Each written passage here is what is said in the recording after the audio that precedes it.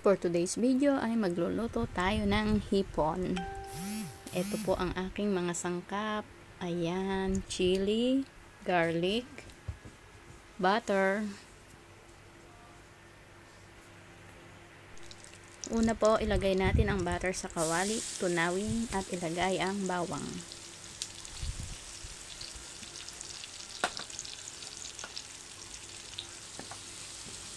Ayan, lutuin lang po natin ang bawang hanggang mag-golden brown.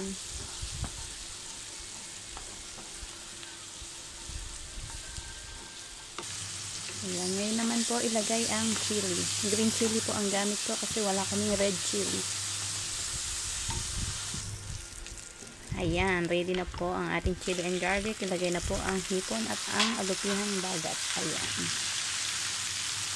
Lutuin lang po hanggang sa matuyan. Salt and pepper to taste. A few moments later. Ayan, luto na po ang ating hipon at alupihang dagat.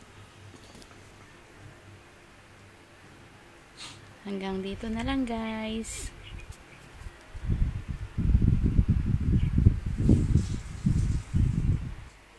Thank you for watching. Bye-bye.